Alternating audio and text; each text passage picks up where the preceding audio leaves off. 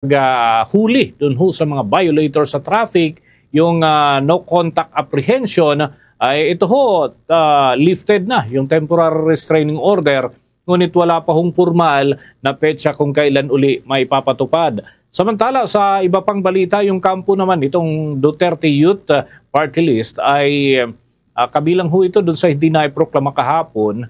Nagpapasaklolo na ho ito sa Korte Suprema. Mamaya ay may mga update tayo mga kabombo hinggil ho dyan. Kunin natin yung linya muna ni Bombo Grant Hilario. Bombo Grant, please come in.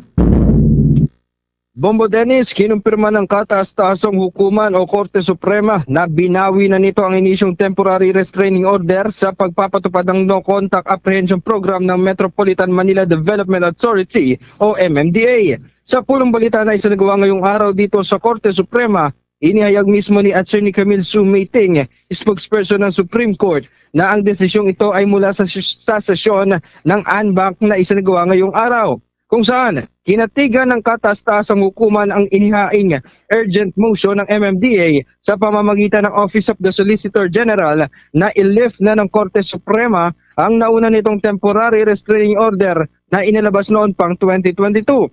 Agara naman itong tinugunan ng Korte at inilabas ang desisyong pagpabor sa hiling ng Metropolitan Manila Development Authority na may balik muli ang implementasyon ng MMDA Resolution number 16-01 o ang No Contact Apprehension Program. Narito, pakinggan natin si Attorney Camille Sumayting, spokesperson ng Korte Suprema. The Supreme Court granted the urgent motion filed by the Office of the Solicitor General on behalf of the MMDA, partially lifting the TRO it issued last August 30, 2022, insofar as it enjoined the MMDA from implementing MMDA Resolution number 16-01 or its No Contact Apprehension Program or the NCAP. Ngunit paglilinaw naman ng Korte Suprema na partially lifted lamang ang naturang temporary restraining order o TRO. Kaya't ani ni spokesperson Camille Sumayting na pangunahing kalsada lamang ang saklaw nito at hindi kasama pati ang implementasyon sa ordinansa ng mga lokal na pamahalaan o local government units. Kaya't ang pagpapatupad ng NCAP o No Contact Apprehension Program ng MMDA ay sa mga kalsadang inuturing lamang na major thoroughfare katulad ng EDSA at C5. Gate pa ng naturang tagapagsalita ng Korte Suprema na maaari na din itong ipatupad at agarang isagawa ang implementasyon ng naturang programa. Samantala, Bombo Dennis, sa ating pagkantabay dito sa Korte Suprema simula pa kanina umaga, naaabutan din natin ang pagdating ng kinatawan ng isang partido na sinuspende ang kanilang proklamasyon sa pagkapanalo. Kung saan, personal na nagtungo si Duterte Youth Party List Chairman Ronald Cardema sa tanggapan ng kataas-taasang hukuman upang magpasaklolo at dumulog na ang kanilang hinaing. Kaya dito nila inihain ni Chairman Cardema ang kanilang petisyon para questionin ang naging akbang ng Commission on Elections bilang nakaupong National Board of Canvassers. Isinumite ng kanilang grupo ang petition for certiorari na may kasamang kahilingan na temporary restraining order o TRO matapos ang pagkakasuspinde sa proklamasyon ng kanilang pagkapanalo bilang party list.